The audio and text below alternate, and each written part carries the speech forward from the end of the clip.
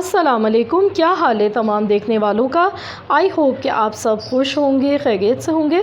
Friends, आज आपके लिए मैं बहुत ही मज़ेदार सा ठंडा ठंडा फ़ालसे का शरबत बनाने का मैं आपको तरीका बताऊंगी कि किस तरीके से हम घर पर मज़ेदार सा फ़ालसे का शरबत बना सकते हैं। और ये गर्मियों के लिए बहुत ही ज़बरदस्त है।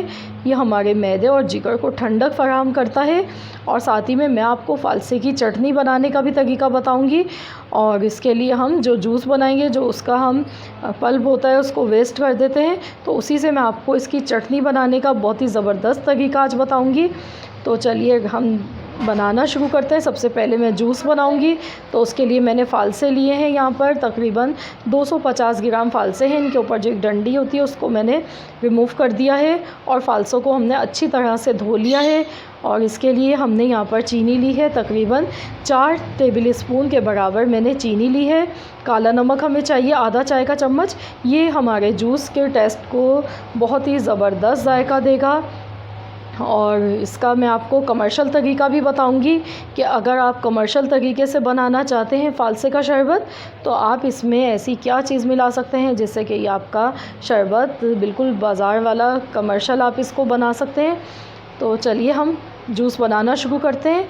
तो सबसे पहले मैंने यहाँ पर ब्लेंडिंग जार ले लिया, इसमें मैं फ़ालसे डाल गई हूँ।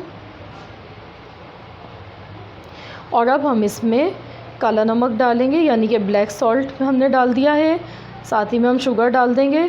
आप चीनी अपनी मर्ज़ी से कम या ज़्यादा कर सकते हैं टेस्ट के मुताबिक। और अब मैं इसमें पानी डाल गई हूँ, तकरीबन 3 गिलास के बराबर मैंने इसमें पानी डाल दिया है। और अब हम इसको ब्लेंड करेंगे।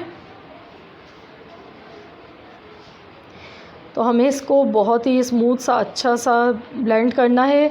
तो इसको मैं तकरीबन 1 मिनट के लिए ब्लेंड करूँगी अच्छी तरह से। तो मैं आपको बता रही थी कि इसका कमर्शियल तरीका, तो उसके लिए हम जो बाज़ार से लेते हैं तो उसमें रेड फूड कलर थोड़ा सा इसमें मिला देते हैं, या फिर आप इसमें लाल शरबत जो होता है अमूमन हर घर में ही होता है, तो वो आप इसमें डाल दें। तो आपका ये कमर्शियल तरीके से भी आप इसको बना सकते हैं। तो उसमें आप ये चीज़ें ऐड कर सकते हैं, या रेड फूड कलर ऐड कर सकते हैं, या फिर आप उसमें लाल शरबत डाल सकते हैं। पर लेकिन हम घर के लिए बना रहे हैं, इसलिए हम ऐसी कोई चीज़ इसमें यूज़ नहीं करेंगे। तो ये देखिए छलनी में मैंने इसको छान लिया है। अब जो इसका ये पल्प निकला इसको मैं साइड में रख दूँगी। और बाकी का जूस भी हम इसी तरीके से छलनी में छान लेंगे।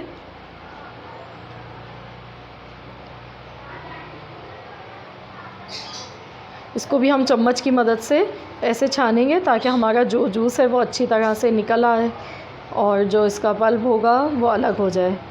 ये देखिए मैंने छान लिया इसको। अब मैं इसको साइड में अलग कर देती हूँ। और जूस हमारा देखिए बनकर तैयार हो चुका है। और जो इसका ये पल्प निकला है, इससे मैं आपको चटनी बनाने का तरीका बताऊँगी। तो इसको अब आप ज़ाया नहीं करें, इसको भी हम यूज़ करेंगे। मैंने बर्फ़ की आइस क्यूब्स गिलास में पहले ही डाल दी थी। तो ये हमारा ठंडा ठंडा मज़ेदार सा फ़ालसे का शरबत देखिए बनकर तैयार हो चुका है। तो आप ज़रूर इस रेसिपी को ट्राई कीजिएगा। बहुत ही मज़ेदार सा यमी सा हमने तैयार किया है। तो आप खुद घर पर बनाएं ये मज़ेदार सा फ़ालसे का शरबत, और आप इस रेसिपी को ज़रूर ट्राई कीजिएगा। बहुत ही टेस्टी और बहुत ही मज़ेदार बना है ये। तो चलिए अब हम दूसरी अपनी रेसिपी की तरफ चलते हैं। तो मैंने एक पैन लिया है, इसमें मैं ये फ़ालसे का जो पल्प हमारा निकला था ये हम डाल देंगे इसमें। बहुत ही आसानी से जल्दी बन जाने वाली चटनी है, सिर्फ 10 मिनट इसको बनने में लगते हैं।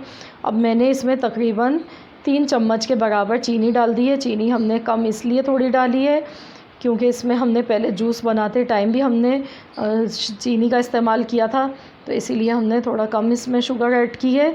और इसको हम पकाएंगे ताकि इसका पानी जो है खुश्क हो जाए। अब इसको स्पाइसी बनाने के लिए, टेस्ट देने के लिए मैंने चाट मसाला डाला है। तकरीबन मैंने आधा चम्मच से थोड़ा ज़्यादा डाला है। चाट मसाला आप टेस्ट करके चेक कर लीजिएगा। जितना आपको स्पाइसी बनाना हो चटनी को, तो आप उतना ही चाट मसाला यूज़ कर सकते हैं इसमें। और अगर आप इसको बहुत ज़्यादा स्पाइसी खाना चाहते हैं तो आप इसमें थोड़ी सी पिसी हुई लाल मिर्च का इस्तेमाल भी कर सकते हैं, पर लेकिन मैं नहीं कर रही हूँ क्योंकि मैंने इसको टेस्ट किया है तो चाट मसाला डालने से ही इसका टेस्ट बहुत ही मज़ेदार हो गया है। तो अब मैं इसको लगातार चम्मच चलाते हुए पकाऊंगी ताकि ये नीचे नहीं लगे, और इतना पकाएंगे इसको ताकि इसका जो पानी है एक्स्ट्रा है वो ख़त्म हो जाए।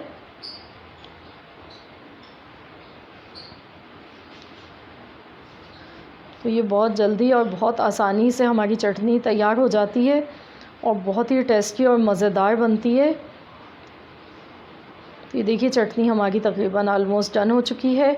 अब मैं इसको निकाल लेती हूँ। तो इसको हम ठंडा करके फ्रिज में रख देंगे, और फ्रिज में आप इसको रखकर 3 से 4 दिन तक इस्तेमाल कर सकते हैं। बहुत, और ये ठंडी ठंडी ज़्यादा मज़ेदार लगती है, बहुत टेस्टी लगती है। तो बस ये हमारी मज़ेदार सी ठंडी ठंडी फ़ालसे की चटनी तैयार हो चुकी है, क्योंकि ये आपको जिगर और मैदे के लिए बहुत ही ज़्यादा फ़ायदेमंद है, गर्मियों के सीज़न के लिए बेस्ट है और टेस्ट में भी बहुत मज़े की है। रेसिपी अच्छी लगे वीडियो को लाइक कर दें। मिलते हैं इंशाल्लाह ताला बहुत जल्द एक और नई रेसिपी के साथ।